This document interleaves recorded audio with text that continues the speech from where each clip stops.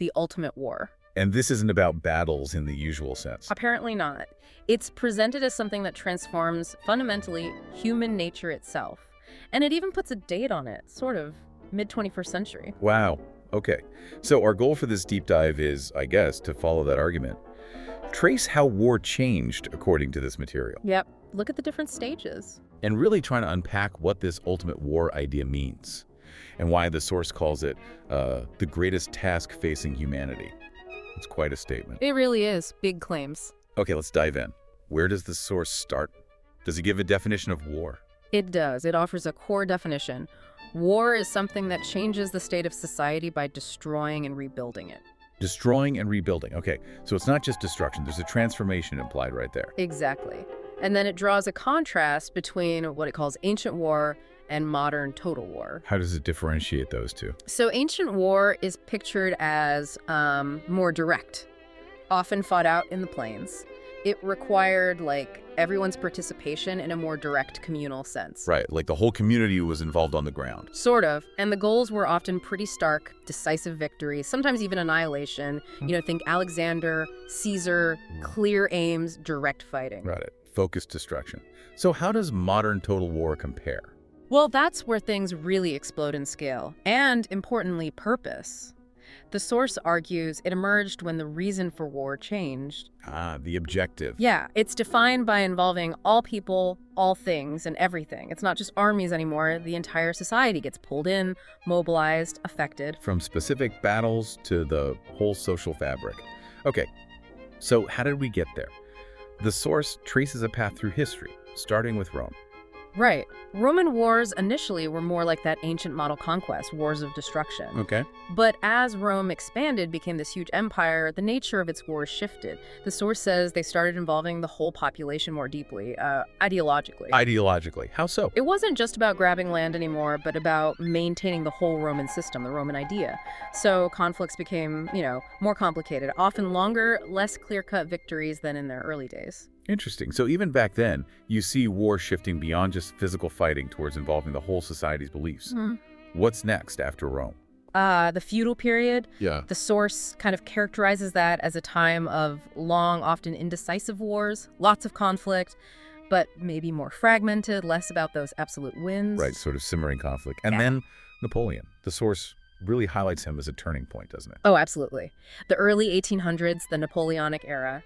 It's shown as a peak for decisive battles, in the modern sense, seeking total victory. But the real revolution was the change in why they were fighting. Exactly. That's the core argument. War shifted fundamentally from being about, say, territory or who's king, to becoming a war of ideology. A war of ideology. We hear that term a lot now, but how did Napoleon make it happen on such a scale back then? Well, the source connects it straight back to the French Revolution, the idea of a war of the people. Ah, okay. Napoleon tapped into that energy. He mobilized the entire nation. It wasn't just professional soldiers anymore. It was a national cause driven by this revolutionary ideology. That kind of total mobilization for an idea that was new, at least in the post-ancient world. Set the stage for later total wars.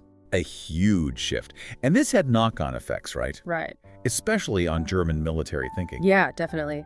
Napoleon beating Prussia in 1806 was apparently a big shock, forced German military thinkers to rethink everything, modernize. Right. Although, interestingly, the source also mentions an earlier trend in German thought, maybe 18th century, that was actually moving away from seeking decisive battles. Oh, so a contrast there. Yeah, it contrasts with the later push, inspired by Napoleon, towards planning for these swift, decisive victories.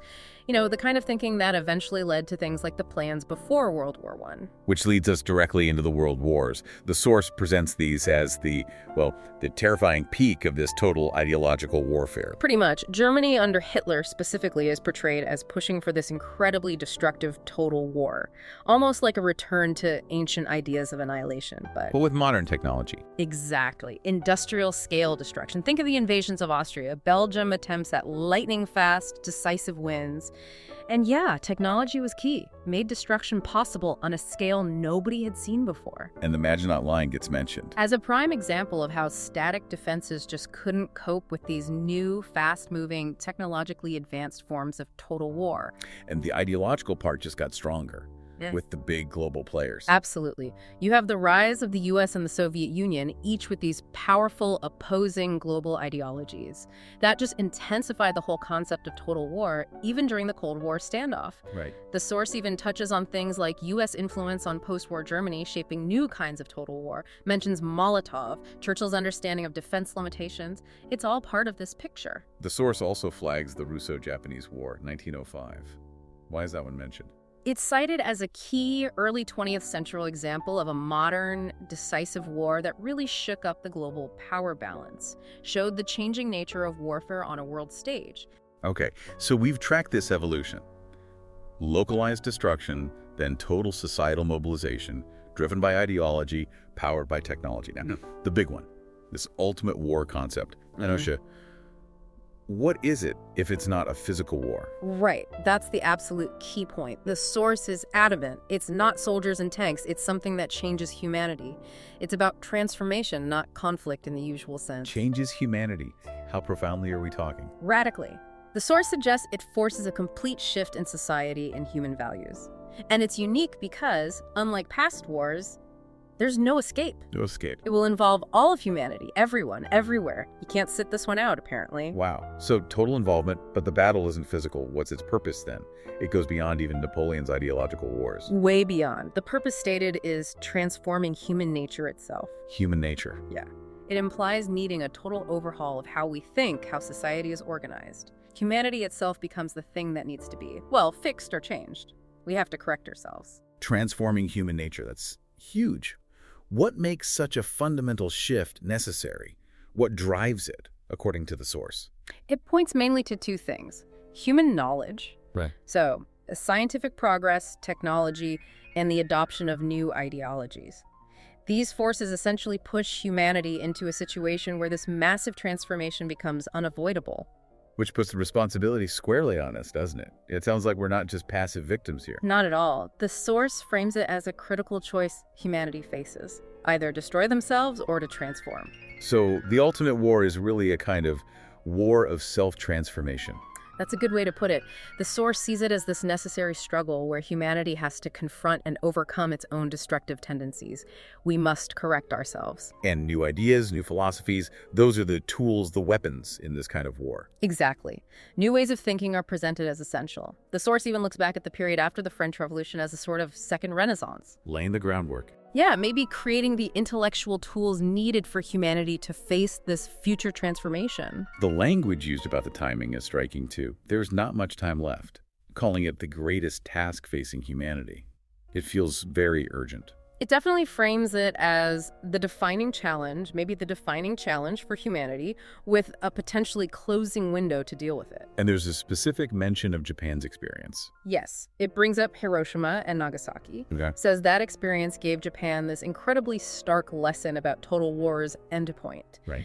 And according to the source, this led Japan towards a kind of national commitment to transformation, to pacifism, the whole no more war idea. It mentions Kurosawa's concept. Yeah, exactly. The idea that real victory in this final war isn't about beating an enemy, but about completely getting rid of the desire to fight in the first place. Eradicating the will to fight. Okay. So if it's not physical, this ultimate war is seen as what kind of struggle? Primarily a war of ideas. That's the phrase used. A global clash over beliefs, values, how the world should be. The conflict plays out in minds, in culture, in societal structure. A global war of ideas, which sounds like it would require global cooperation to navigate, right? But clashing ideas often lead to, well, clashes. Precisely the difficulty. The source stresses that meeting this challenge isn't about one nation winning. It's not about one country, but about all of humanity uniting. The very nature of this thing demands some kind of global approach. And the force gives potential timelines for this. It does, which is fascinating. It fronts a couple of ideas. One is that the big shift in understanding conflict, this ultimate transformation in how we think about it, might happen around 100 years after the Russo-Japanese War. Which would put it around 2005, so relatively recently. Yeah, and then it predicts the actual hypothetical final war, the period involving this deep change in human nature and consciousness might occur around the mid-21st century. Specifically mentions 2045 to 2050. So we're potentially right in the thick of the lead-up, or even the beginning according to this analysis. It's not ancient history or far future speculation. That's the timeline the source material lays out, yeah. Makes it feel very immediate. Okay, let's try and wrap our heads around this. We followed the source's path. Ancient, localized destruction, evolving into modern total war driven by ideology and tech, leading to this profound idea of an ultimate war. Yeah, a war that's not fought out there, but in here. Inside humanity itself, focused on transformation. And the core message seems to be this stark choice: self-destruction or self-transformation. That's the crux of it, yeah. You know, what's really striking is how relevant this feels today. Even if you take the specific predictions with a grain of salt, this framework, thinking about global conflict as a clash of ideas, about technology forcing change, about humanity needing to adapt, it resonates, doesn't it? It really does. It offers a different lens. Maybe contemporary struggles aren't just about power politics, but symptoms of this deeper internal grappling the source talks about, a struggle over what humanity is becoming. Okay, so here's something to maybe chew on after we finish.